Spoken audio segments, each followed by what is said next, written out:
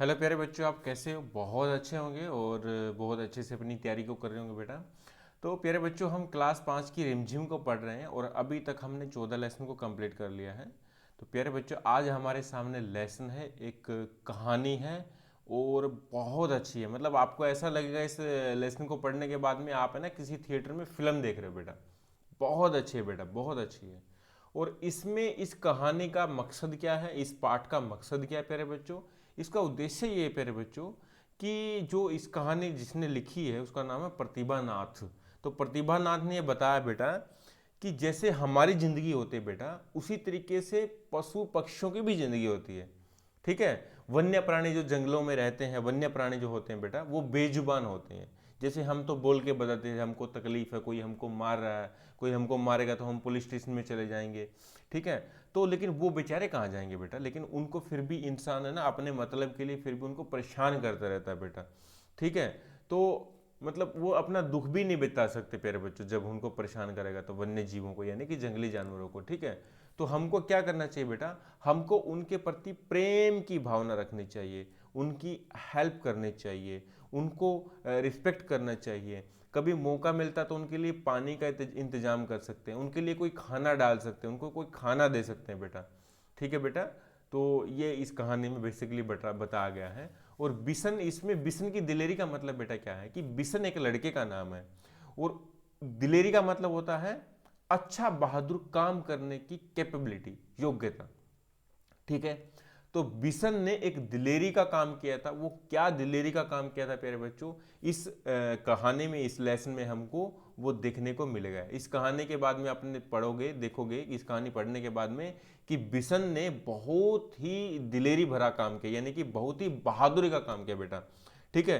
कोई जरूरी नहीं है प्यारे बच्चों कि बहादुरी का काम सैनिक लोग ही करते हैं, पुलिस वाले ही करते हैं, आर्मी वाले ही करते हैं बेटा। तुम भी अच्छे अपने घर के आसपास में बहादुरी का काम कर सकते हो बेटा। कि जैसे बिशन ने जो दिलेरी का काम किया प्यारे बच्चों, तो तुमको लगेगा कि बिशन ने कितना ही अच्छा काम किया प्यारे बच्चों। तो इस कविता को बेटा, इस लेसन को बेटा, पाठ को हम स्टार्ट करते हैं बेटा। और बहुत अच्छा लगा बेटा। ठीक है बेटा, तो स्टार्ट करते हैं बेटा। ओके।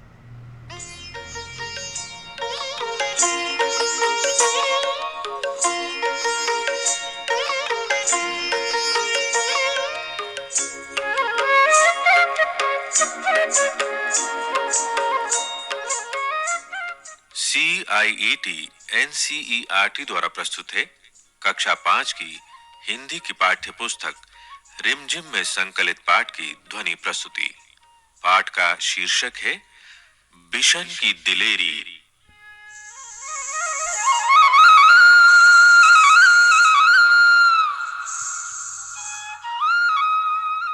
सुबह का समय था। पहाड़ों के पीछे से सूरज झांक रहा था। 10 वर्ष का बिशन घर से बाहर निकल आया। वो रोज इसी समय इसी रास्ते से कर्नल दत्ता के फार्म हाउस पर जाता है। देखो बेटा, कर्नल जैसे सिपाही होता है, सब इंस्पेक्टर होता है, कर्नल होता है रैंक आर्मी का। और फार्म हाउस का मतलब होता है प्यारे बच्चों, देखो फार्म का मतलब खेत होते हैं। मान लो ये खेत है भाई, और इसमें मैंने मेरे खेत में एक घर बना लिया, तो ये तो मेरा फार्म हो गया, ये हाउस हो गया। तो इसको बोलते हैं कि फार्म हाउस का मतलब है खेत के अंदर घर बनाना, उसको बोलते हैं फार्म हाउस।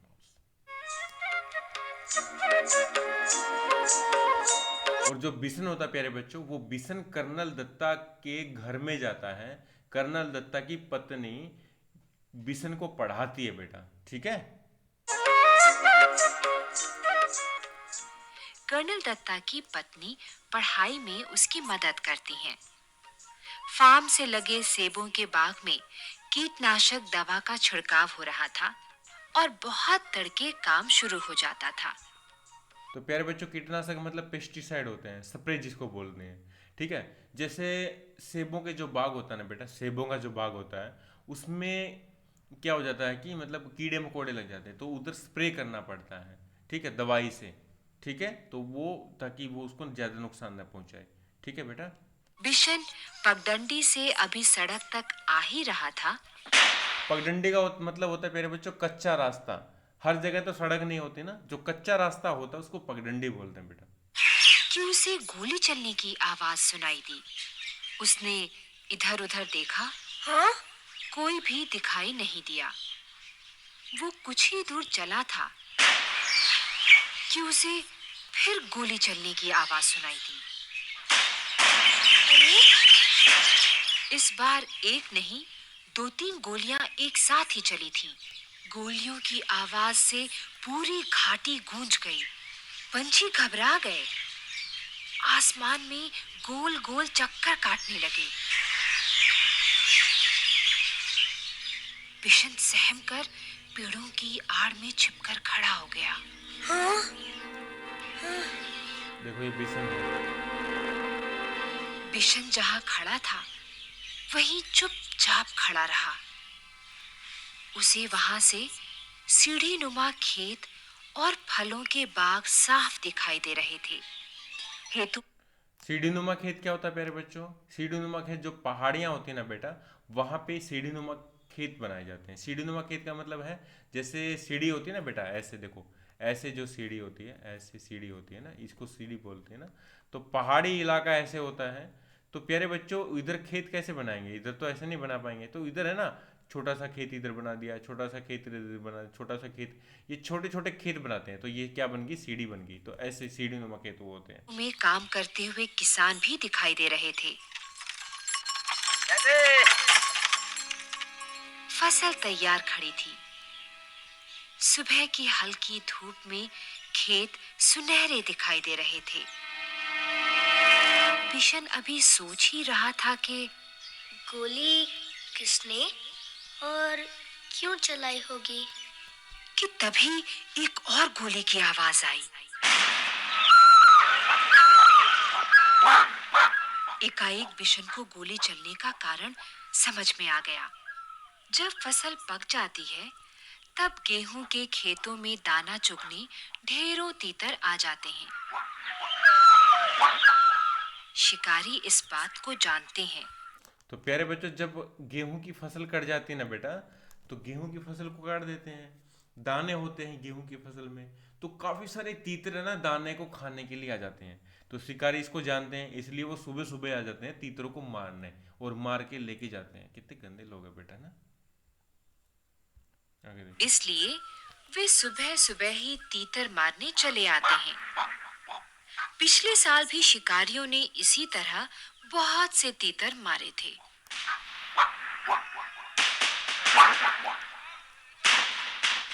कुछ तीतर तो वे उठा ले गए, बाकी को वहीं छोड़ गए। खेतों को काटते समय किसानों को बहुत से मरे और जख्मी तीतर मिले। बिशन ने सोचा, कितना दुख पहुंचाने वाला काम करते हैं ये शिकारी। वो समझ गया कि शिकारी ही तीतरों पर गोलियां चला रहे हैं। इसलिए वो पेड़ों के बीच से निकलकर खेतों के किनारे किनारे चलने लगा। वो चलते चलते सोच रहा था कि इन शिकारियों को तो सबक सिखाया जाना चाहिए। लेकिन उन्हें कैसे सबक सिखाया जाए ये उसकी समझ में नहीं आ रहा था। तभी उसके पांव के पास सरसराहट सी हुई। उसने देखा एक घायल तीतर गेहूं की बालियों के बीच फंसा छटपटा रहा है। बिशन वहीं घुटनों के बल बैठ गया। उसने घायल तीतर को पकड़ने के लिए हाथ बढ़ाया। आजा, आ, आ, आ, आ, आजा। लेकिन घबराया हुआ तीतर छिटक कर खेत के और अंदर चला गया। बिशन जानता था कि शिकारी इस तीतर को ढूंढ नहीं पाएंगे और घायल तीतर यहीं तड़प तड़प कर मर जाएगा। उसने स्वेटर उतारा और मौका देखकर तीतर पर डाल दिया। तीतर स्वेटर में फंस गया तो बिशन ने उसे पकड़ लिया। बिशन ने उसे अपने सीने से चिपका लिया। और खेत में से निकलकर पहाड़ी की ओर भागने लगा।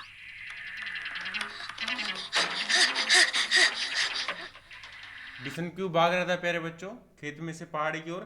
क्योंकि अगर उसको शिकारी देख लेते ना तो वो उसको उससे वो घायल तीतर को छीन लेते बेटा, ठीक है। वो सोच रहा था कि इसको शिकारी है ना, इस घायल तीतर को शिकारी ढूंढ नहीं पाएंगे और इधर ही तड़प तड़प के मर जाएगा बेटा, ठीक है। वो इतना तेज चल रहा था मानो उसके पंख लग गए हों। यानी कि वो बहुत तेज भाग रहा था, मानो उसको पंख लग गए हो, मतलब बहुत ज्यादा तेज भागना बेटा, ठीक है।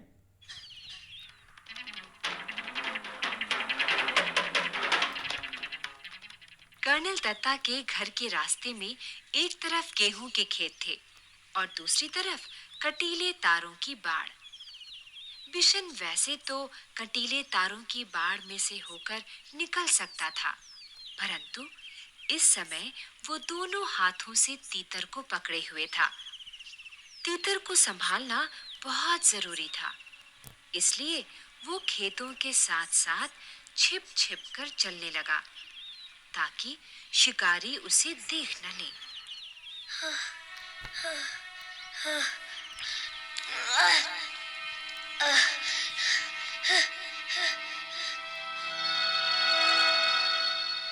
वो कुछ ही दूर गया कि पीछे से भारी सी आवाज आई। ए लड़के, रुक जा, नहीं तो मैं गोली मार दूंगा। हाँ। लेकिन बिशन नहीं रुका, वो चुपचाप चलता रहा। रुकता है या नहीं? हाँ? उस आदमी ने दोबारा चिल्लाकर कहा। तब तक बिशन कटीले तारों के पास आ गया था। उसका दिल तेजी से धड़कने लगा।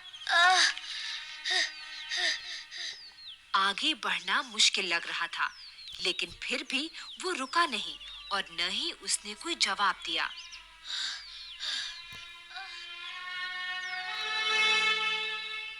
तभी बिशन को भारी भरकम जूतों की आवाज सुनाई दी, जो तेजी से उसके पास आती जा रही थी। उधर चलो। पीछे से आ रहा शिकारी गुस्से में जोर-जोर से चिल्ला रहा था। अच्छा, मैं तुझे देख लूंगा। तू मेरा शिकार चुरा कर नहीं ले जा सकता।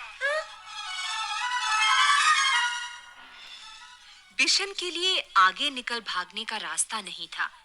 अगर वो सड़क से जाता तो शिकारी को साफ दिखाई दे जाता, इसलिए उसने खेतों के छोटे रास्ते से जाना तय किया। खेतों से आगे के रास्ते में कांटेदार झाड़ियां थीं।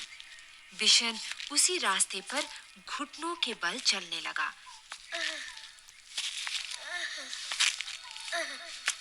बहुत संभल कर चलने पर भी उसके हाथ पांव पर कांटों की बहुत सी खरोंचें उभर आईं। खरोंचों से खून भी निकलने लगा। उसकी कमीज की एक आस्तीन भी फट गई।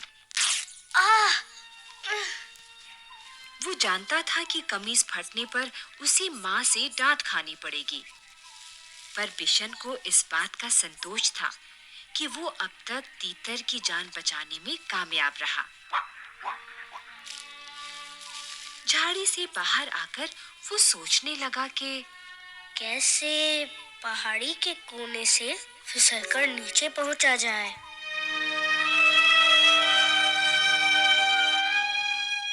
लेकिन उस कोने में घास बहुत ज्यादा थी और ओस के कारण फिसलन भी। बिशन थक कर वहीं एक किनारे बैठ गया। अभी वो बैठा ही था कि उसे पांव की आहट सुनाई दी।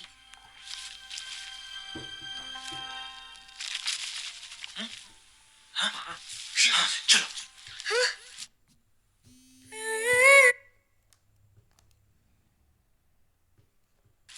आहट सुनते ही वो उठकर दौड़ पड़ा।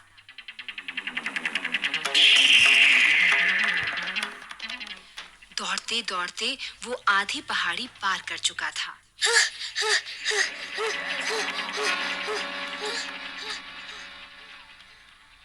उसके कपड़े पसीने से तरबतर हो गए। फिर भी वो रुका नहीं और किसी तरह कर्नल दत्ता के फार्म हाउस के पिछवाड़े पहुंच ही गया। घर के पीछे चला गया प्यारे बच्चों।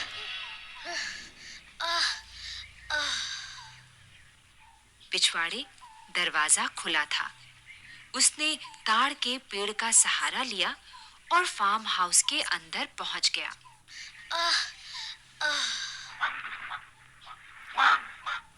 तीतर को वो बड़ी सावधानी के साथ अपने सीने से लगाए हुए था। फार्म हाउस में खामोशी थी। बस रसोई घर से प्रेशर कुकर की सीटी की आवाज आ रही थी।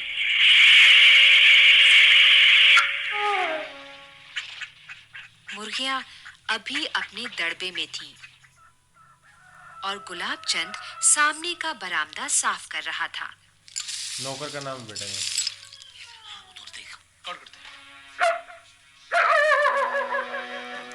अचानक कर्नल साहब का एल्सेशियन कुत्ता जोर जोर से भौंकने लगा।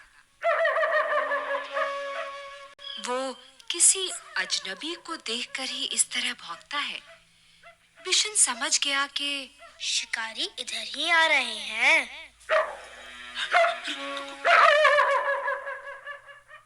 उसने इधर उधर देखा ताकि वो तीतर को कहीं अच्छी तरह से छिपा सके।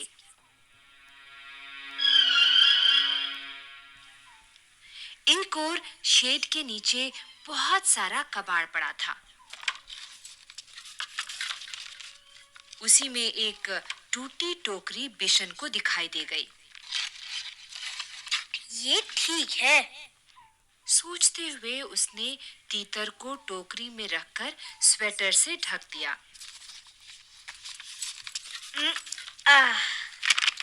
घायल तीतर घबराया हुआ था, इसलिए वो चुपचाप पड़ा रहा। तीतर को छुपाने के बाद बिशन ने सोचा कि अब बाहर चलकर देखना चाहिए। पर वो शिकारियों के सामने भी नहीं पड़ना चाहता था, इसलिए उसने छत पर चढ़कर बैठना ठीक समझा।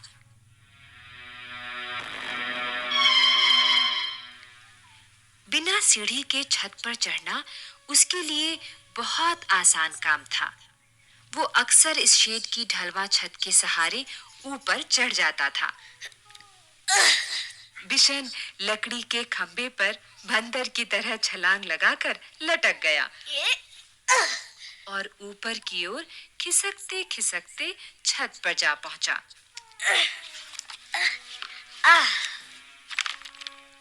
खपरेल की ढलावदार छत थी, इसलिए वो चिमनी के पीछे छिपकर बैठ गया ताकि वो किसी और को दिखाई न दे, लेकिन वो स्वयं सब कुछ देख सके।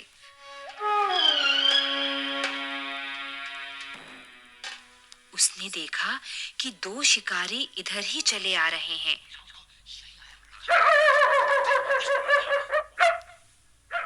और उनको देखकर कर्नल साहब का अल्सेशियन कुत्ता जोर जोर से भौंक रहा है। कर्नल ने कुत्ते को डांटा। ओहो, चुप रहो। पर वो न माना। पिछले दोनों पांव पर खड़े हो वो उछल उछल कर भौंकने लगा। वे दोनों शिकारी करीब आ गए तो कर्नल ने रौबदार आवाज में पूछा, कौन हो तुम? यहाँ किस लिए आए हो? साहब हम शिकारी हैं। हाँ, हर साल यहाँ शिकार के लिए आते हैं। अच्छा, तो तुम ही लोगों की गोलियों की आवाजें गूंज रही थी सुबह से। जी हाँ, जी हाँ। हाँ, हमारे पास लाइसेंस वाली बंदूकें हैं। हाँ, सरपंच माधो सिंह भी हमें जानता है। तो तुम हर साल तीतरों का शिकार करते हो? कर्नल ने मजाक सा उड़ाते हुए कहा। जी हाँ, तीतर भी मार लेते हैं कभी कभी। अब अभी एक लड़का हमारे शिकार तीतर को लेकर आपके यहाँ आ छिपा है। हम उसे ही ढूंढ रहे हैं। हाँ।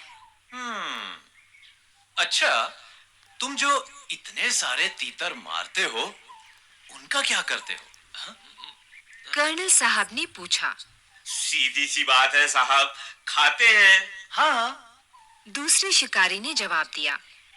फिर कुछ रुककर बोला, अब तो उस लड़के को ढूंढवा दीजिए साहब। हाँ साहब, वो इधर ही कहीं छुप गया है। जी। कर्नल दत्ता ने उनकी बात पर कोई ध्यान नहीं दिया और गुस्से से कहा, कैसे हो तुम लोग? हर साल आकर इतने तीतर मार डालते हो, कुछ को खा लेते हो और बाकी को घायल करके यहाँ तड़प तड़प कर मरने के लिए छोड़ जाते हो। जब फसल कटती है तब ढेरों मरे हुए तीतर मिलते हैं। कर्नल दत्ता की बात सुनकर वे दोनों कुछ घबरा गए। उन्हें उम्मीद नहीं थी कि कर्नल इस तरह उन्हें डांट देंगे। कर्नल दत्ता ने उन्हें इतना ही कहकर नहीं छोड़ा, आगे बोले, पक्षियों को मारने और उससे ज्यादा उन्हें घायल करके छोड़ जाने में तो कोई बहादुरी नहीं है। अब तुम दोनों यहाँ से जा सकते हो। तीतर? यहाँ तुम्हारा कोई तीतर वीतर नहीं है। अब जाते क्यों नहीं? खड़े क्यों हो? जाओ यहाँ से। बिशन चिमनी के पीछे से सब देख और सुन रहा था। वे दोनों शिकारी बिना कुछ बोले मुड़े और वापस चल दिए। कर्नल दत्ता ने गुलाबचंद से दवाई छिड़कने वाली मशीन लाने को कहा।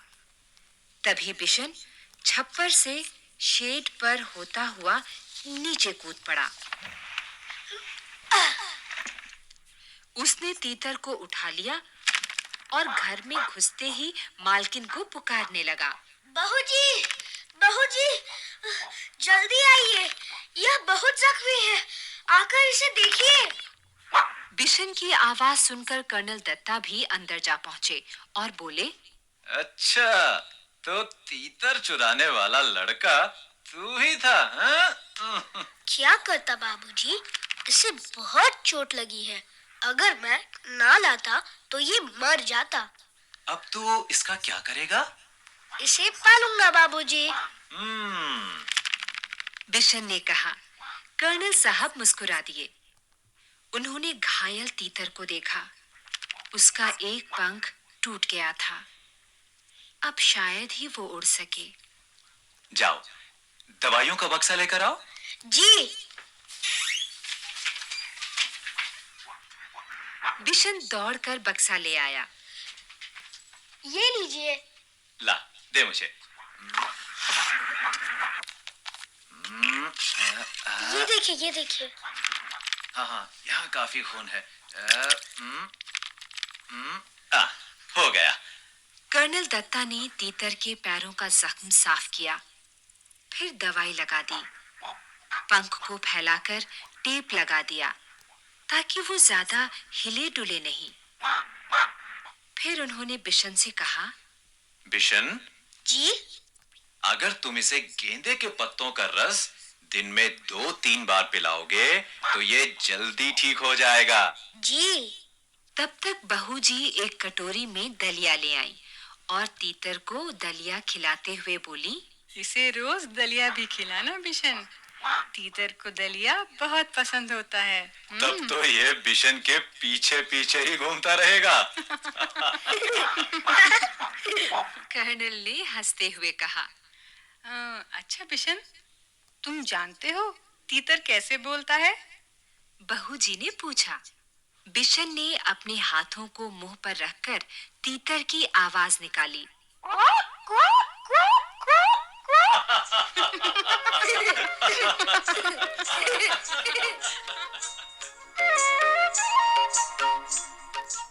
कर्नल दत्ता ठहाका मारकर हंस पड़े। बहू जी भी मुंह पर पल्लू रखकर हंसने लगी। बिशन भी हंसता हुआ हिरन की तरह छलांगे लगाता तीतर के साथ वहां से अपने घर की ओर भाग चला।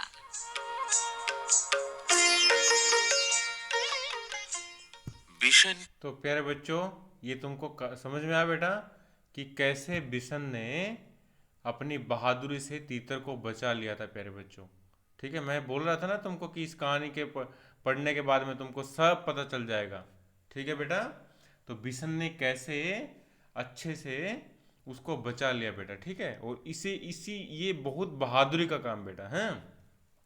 तो तुमको भी कभी कोई जिंदगी में मौका मिलता है किसी भी जानवर को, किसी भी जीव जंतु को बचाने का बेटा, तो उसको बचाना है, उसकी पट्टी लगानी है उसको, और उसकी देखभाल करनी है, और उसको परेशान नहीं करना है, उसको खाना पीना दे सकते हो तो बहुत अच्छी बात है बेटा। ठीक है, तो जल्दी से हम इसके प्रश्न उत्तर को कर लेते हैं प्यारे बच्चों। कुछ है ना डायरेक्टली क्वेश्चन कहानी से आते तो उसको ऐसे बोलते हैं कहानी से कुछ क्वेश्चन आए। जी हाँ, हमारे पास लाइसेंस वाले बंदूकें हैं। माधव सरपंच माधव सिंह भी हमें जानता है। शिकारियों ने कर्नल साहब से क्या सोचकर यह कहा होगा? बेटा बेटा ऐसे कहा होगा कि मतलब कर्नल साहब हमें नहीं डांटेंगे, ठीक है ना। वैसे किसी पक्षी को मारना गलत है ना बेटा, किसी को पक्षी को नहीं मार सकते हैं, ठीक है, बंदूक से। तो उन्होंने सोचा कि कर्नल सिंह तो बड़े आदमी हैं, अगर हम सरपंच भी मुझे जानता है, लाइसेंस वाली हमारे पास बंदूकें हैं, मेरे पास वो है वो है वो है, तो ऐसे वो अपने आप को ऐसा महसूस करवा रहे थे कि सरपंच हमको नहीं डांटेंगे बेटा। ठीक है, बिशन घायल तीतर को क्यों बचाना चाहता था बेटा? बिशन घायल तीतर को इसलिए बचाना चाहता था प्यारे बच्चों, क्योंकि उसे तीतर जो शिकारी मार रहे थे ना बेटा, वो अच्छा नहीं लग रहा था। पहली बात तो ये है, और दूसरी चीज ये है कि अगर उसको वो छोड़ भी देता तो शिकारी उसको ना ढूंढ नहीं पाते और वह मर जाता। ठीक है, तो उधर ही तड़प तड़प कर मर जाता। तो बिशन ने सोचा कि शिकारी तो इसको ढूंढ नहीं पाएंगे, तो मैं इसको ना बचा लेता हूँ बेटा। ठीक है, आगे देखो, घायल तीतर को बचाने के लिए उसे किस किस तरह की परेशानी होती? बेटा बहुत ज्यादा परेशानी हुई थी। क्या क्या परेशान? उसे कांटेदार झाड़ियों के रास्ते से जाना पड़ा। वह घुटने के बल चल रहा था, जिस कारण उसके हाथ पांवों में कांटे भी चुभ गए थे प्यारे बच्चों, और उसकी कमीज भी फट गई थी प्यारे बच्चों। काफी देर तक वह दौड़ता भी रहा, वह पसीने से तरबतर हो गया, और शिकारी तो उसको यह भी बोल दे कि मैं तुमको गोली मार दूंगा अगर मेरा तीतर तुम लेके भागे तो। बहुत ज्यादा परेशान है बेटा, लेकिन उसने उम्मीद नहीं छोड़ी और उस तीतर को बचा ही लिया बेटा। ठीक है, तुम्हारे तरह बहुत अच्छा बेटा था। घायल तीतर अगर तुम्हें मिला होता तो क्या तुम उसे पालते या अच्छा होने पर छोड़ देते बेटा? ठीक है, देखो बेटा ध्यान से सुनना मेरी बात को। अगर घायल तीतर मुझे मिला होता तो मैं क्या करता बेटा? उसको अच्छा होने के बाद में उसको छोड़ देता। क्यों बेटा? क्योंकि वो मेरे पास इतना अच्छा नहीं रहेगा बेटा, उसके भी परिवार होगा घायल तीतर का, तो वो उनके साथ में अच्छा रहेगा, उनके साथ में खुश रहेगा बेटा वो। ठीक है, जैसे कोई भी जीव जंतु हो, कोई भी जानवर है या कोई भी पक्षी है, तो हमारे पास में इतना खुश नहीं रहेगा बेटा। वो खुश कहाँ रहेगा? उसके जैसे दूसरे पक्षियों के वो साथ वो रहेगा।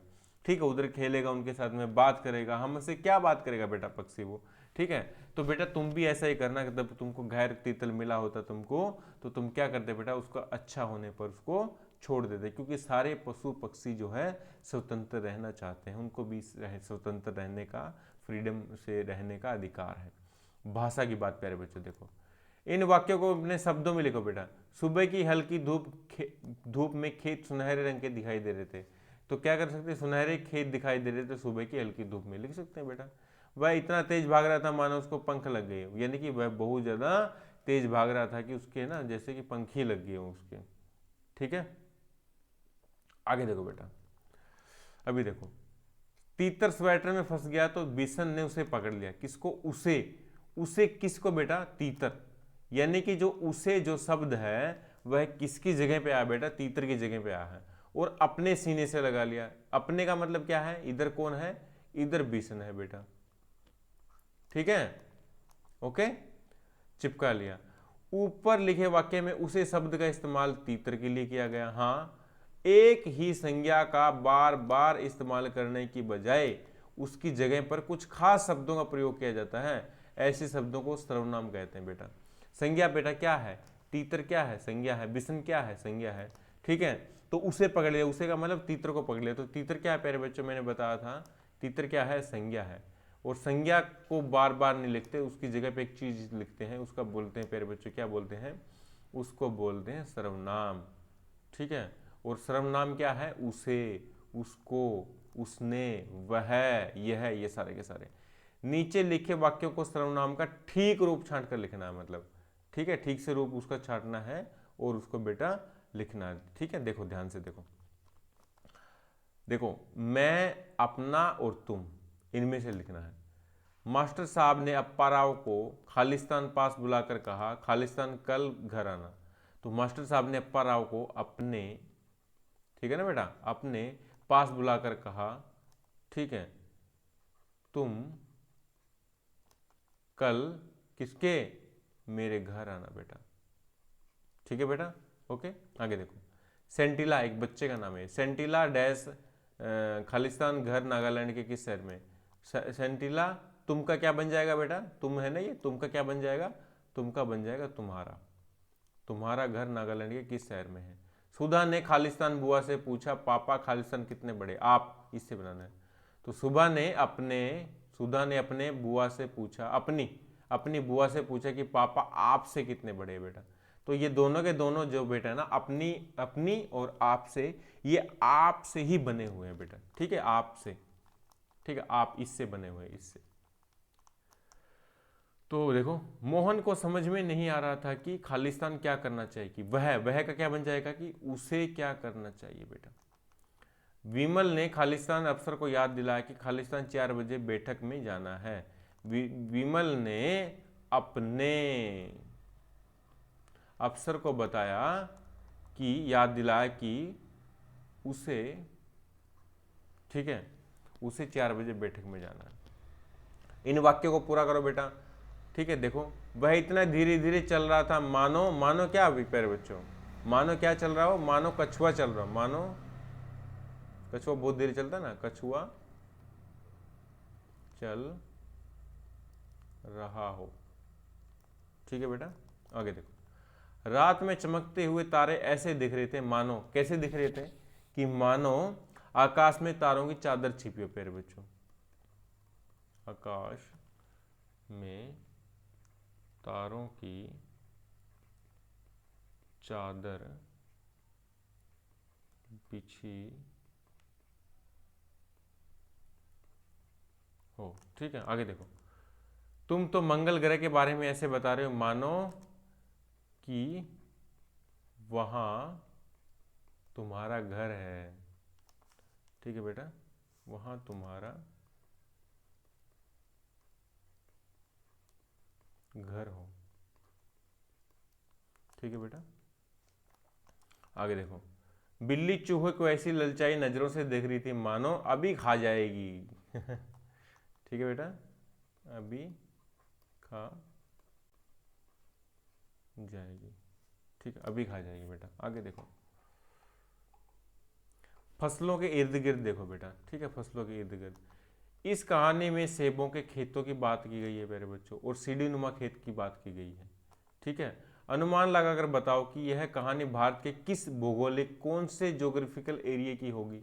ठीक है, और वहाँ सीढ़ी नुमा खेती क्यों की जाती होगी बेटा। अब ध्यान से देखो बेटा, मान लो ये है पहाड़, ऐसे पहाड़ है, अब इधर पानी गिरेगा, सारा का सारा पानी इधर आएगा, तो इसलिए मैं क्या करूँगा बेटा, इधर पानी आने से इधर हो जाएगा, इकट्ठा हो जाएगा, बाढ़ आ जाएगी। तो मैं खेती कैसे कर सकता हूँ बेटा, छोटा सा खेत इधर बना लिया, छोटा सा खेत इधर, छोटा सा खेत इधर बना लिया, छोटा सा खेत इधर बना लिया। तो प्यारे बच्चों, जब भी पानी गिरेगा ना, ये वाला पानी पहले खेत को पिएगा, फिर ये वाला पिएगा उसी पानी को, तो इसमें से जो पानी एक्स्ट्रा इसमें आएगा, ये वाला पानी पी जाएगा, फिर ये वाला पी जाएगा। यानी कि थोड़ा थोड़ा छोटे छोटे खेत बना देते हैं प्यारे बच्चों, इसको बोलते हैं सीढ़ी नुमा खेत। तो ये कौन सी जगह पे प्यारे बच्चों, ये हमारा प्यारा, पूरा प्यारा भारत है। ठीक है बेटा, तो इधर जो एरिया है ना, जिसको बोलते हैं उत्तर पूर्व, ठीक है, नॉर्थ ईस्ट बोलते हैं बेटा, नॉर्थ ईस्ट। यहाँ पे कोई कहानी अरुणाचल प्रदेश की हो सकती है। और सीढ़ी नुमा खेती क्यों की जाती है प्यारे बच्चों, मैंने बताया ना सीढ़ी नुमा खेती क्यों की जाती है, उत्तरी भाग में की जाती है सीढ़ी नुमा खेती, क्योंकि वहाँ पे समतल है ना, प्लेन एरिया नहीं है बेटा। ठीक है, हिमाचल प्रदेश या जम्मू कश्मीर में कुछ ऐसी जगह है बेटा, और वहाँ पे ना बहुत ज़्यादा वर्षा भी होती है बेटा। ठीक है, और बर्फबारी और भारी वर्षा के कारण वहाँ पे सीढ़ी नुमा खेत बनाए जाते हैं, ताकि ज़्यादा पानी फसलों को नष्ट ना कर सके बेटा। ठीक है, यानी कि इससे एक्स्ट्रा पानी होता होगा, इधर चला जाएगा वो। सेबों के बाग में कीटनाशक दवा का छिड़काव हो रहा था। हाँ, हो रहा था भाई। ये तो कीटनाशक दवाएं जो फलों और सब्जियों और अनाज की फसलों को कीड़ा लगाने से बचाती है बेटा। हाँ, बचाती है बेटा कीटनाशक दवाएं। ये कीटनाशक दवाएं कीड़ों को नष्ट करती है भाई। इनका सेवन करने से क्या हमें भी नुकसान होगा? अगर ये कीड़ों को मार सकती है तो हमको भी मार सकती है। पता करो और कक्षा में बातचीत करो बेटा। देखो बेटा, ध्यान से सुनो। फलों और सब्जियों और मतलब अनाज की फसलों को कीड़ा लगाने से बचाने के लिए कीटनाशक दवाएं का इस्तेमाल किया जाता है, वो छिड़की जाती है। कीटनाशक दवाएं कीड़ों को नष्ट करती है, लेकिन इनमें जहर की मात्रा बहुत ज़्यादा नहीं होती बेटा, बहुत कम होती है। तो इसलिए जब हम इनका सेवन करते हैं तो हमको ज़्यादा नुकसान नहीं करती। ठीक है बेटा, थोड़ा बहुत असर डालता है लेकिन ज़्यादा नुकसान नहीं करती बेटा। ठीक है, ऐसे फलों या सब्जियों को जिनमें कीटनाशक दवाओं का इस्तेमाल किया गया है, ठीक है, इस्तेमाल करने से किन बातों को ध्यान में रखना जरूरी होगा? कौन सी बातों को ध्यान में रखना जरूरी होगा प्यारे बच्चों? कि इनको खाने से पहले ना इनको धो लेना चाहिए अच्छी तरीके से। ठीक है, धोना चाहिए और सब्जियों को पकाकर खाना चाहिए बेटा। ठीक है, कटी हुई सब्जियों को नहीं खाना चाहिए, काटने से पहले धोना चाहिए। अब तुम्हारे आसपास कर्नल दत्ता ने घायल तीतर को गेंदे की पत्तियों का रस पिलाने के लिए कहा था। हाँ भाई, किया था। गेंदे की पत्तियों का रस पिलाने से वो जल्दी ठीक हो जाएगा, घाव जल्दी भर जाएगा। पत्तों का इस्तेमाल कई कामों के लिए होता है भाई। हाँ होता है। नीचे लिखी पत्तियों का इस्तेमाल किस लिए होता है बेटा? तुलसी का पत्ते का इस्तेमाल किस लिए होता है प्यारे बच्चों? पूजा में होता है और चाय में डालने के लिए इस्तेमाल होता है बेटा। नीम का बेटा पूजा में इस्तेमाल होता है और बुरी नज़र उतारने के लिए भी काम होता है बेटा। ठीक है, और जो फोड़े फुंसियाँ होती हैं उन पे भी लगाते हैं बेटा। मीठा आम का इस्तेमाल, मीठा आम के पत्तियों का इस्तेमाल कहाँ होता है प्यारे बच्चों? मीठा आम का सब्जी व दाल बनाने में इसका इस्तेमाल होता है बेटा। आम के पत्तों का इस्तेमाल कहाँ होता है बेटा? पूजा में होता है, पूजा हवन में। अमरूद के पत्तों का इस्तेमाल कहाँ होता है प्यारे बच्चों? अमरूद के पत्तों का इस्तेमाल दवाइयों में होता है। तेज पत्ता, कड़ी पत्ता जो होता है प्यारे बच्चों, वो किस में नहीं, तेज पत्ता जो किस में मिलाते हैं? मसाला बनाने में, सब्जी में डालने में। और केला, केले का पत्ते का, केले के पत्ते पे हम खाना भी खा सकते हैं, पूजा में भी इस्तेमाल होता है बेटा। और सागवान के पत्ते का इस्तेमाल कहाँ पे होता है प्यारे बच्चों? दोनल जो कपड़ों की रंगाई करने में इसका प्रयोग करते हैं बेटा। ठीक है, आगे देखो प्यारे बच्चों। कर्नल साहब के कहने पर बिशन दौड़कर क्या लेके आ गया प्यारे बच्चों? दवाइयों का बक्सा लेके आ गया। ठीक है, किसका बक्सा लेके आ गया? वो दवाइयों का बक्सा लेके आ गया प्यारे बच्चों। ठीक है, तुम इसे प्राथमिक चिकित्सा बॉक्स भी बोल सकते हैं, फर्स्ट एड बॉक्स भी बोल सकते हो, तुम्हारे घर में होगा बेटा। ठीक है, इस बक्से में क्या क्या चीजें होती है प्यारे बच्चों? इस बक्से में प्यारी चीजें होती है, कपड़ा होता है, पट्टी होती है लगाने के लिए, कुछ मेडिसिन होती है, डेटॉल होता है, कैंची होती है, रुई होती है, ठीक है, और चिमटी भी होती है बेटा। इसका इस्तेमाल कब कब किया जाता है बेटा? तो इसका इस्तेमाल कब किया जाता है? जब किसी की छोटी मोटी मामूली चोट लग जाती है ना, तो इसका इस्तेमाल किया जाता है। तुमने पर्यावरण के अध्ययन के बारे में पढ़ा होगा, एनवायरमेंट साइंस के बारे में। हाँ भी, पहाड़ी क्षेत्रों में आमतौर पर छतें कैसे ढलावदार बनाई जाती है? इस टाइप की छतें बनाई जाती है, ये वाले। ठीक है, इस टाइप के दो, जो थोड़े से इस टाइप के थोड़े घर बनाए जाते हैं प्यारे बच्चों, इस टाइप के तो घर बनाए जाते हैं। ठीक है, और ये छतें ऐसे बनाई जाती हैं, ऐसे। ठीक है, जो बनाई जाती हैं। सोचकर बताओ कि ऐसा क्यों होता होगा बेटा? देखो, पहाड़ी जो क्षेत्र होते हैं ना बेटा, वहाँ पर बहुत ज़्यादा बारिश होती है। ठीक है, और बारिश होने से इसलिए होता है, बारिश भी होती है बहुत ज़्यादा, और बर्फ़ भी होती है। इन पर वो बर्फ़ अटके ना, इन पर वो पानी बारिश का अटके ना, तो इसलिए प्यारे बच्चों इसलिए ये छतों को ढलावदार बनाया जाता है प्यारे बच्चों। ठीक है, पहाड़ी इलाका देखो बेटा, आगे पहाड़ी इलाके के कुछ क्वेश्चन करते हैं। इस कहानी में पहाड़ी, घाटी शब्दों का इस्तेमाल हुआ है। पहाड़ी इलाके के कुछ और शब्द भी सोच कर लिखो, जैसे ढलान, चट्टान आदि बेटा। ठीक है, लिख सकते हो बेटा। देखो बेटा, पहेली, अब तुम्हारा है माइंड का टेस्ट। देखो, तीतर के पीछे दो तीतर, ये तीतर के पीछे हो गया एक और दो तीतर, तीतर के आगे दो तीतर, तीतर ये तीतर हो गया, इसके आगे दो तीतर। ठीक है, तो बोलो कितने तीतर? वैसे 1 2 3 4 5, लेकिन देखो इसका दिमाग से देखो, ये वाला तीतर हो गया। देखो ये आगे देखो, 3 तीतर, तीतर के पीछे दो तीतर, ये तीतर है, इसके पीछे कितने तीतर है? 1 2 तीतर। ठीक है, तीतर के आगे दो तीतर, ये तीतर है, ये वाला तीतर, इसके आगे कितने तीतर है? 1 और 2, तो टोटल कितने तीतर हो गए बेटा? 3 तीतर हो गए। ऐसे ही दिमाग का क्वेश्चन बेटा, पजल है ये। यहाँ तीतर का फोटो दिया गया भाई, ये वाला तीतर का फोटो है, गौर से देखो और उसका वर्णन करो। चौथी कक्षा में तुम ये कर सको, इसके बारे में 4-5 लाइनें बोल सकते हैं प्यारे बच्चों। ठीक है, आगे देखो बेटा, इसके बारे में देख, तीतर एक छोटा पक्षी होता है और यह दिखने में बहुत ही सुंदर लगता है। इसके पंख छोटे छोटे होते हैं और यह फुदक फुदक कर कूद कूद के ऐसे चलता है बेटा। ठीक है, फुदक फुदक कर चलता है और हल्की उड़ान भरता है, आकाश में नहीं उड़ता बेटा, नीचे उड़ता है वो।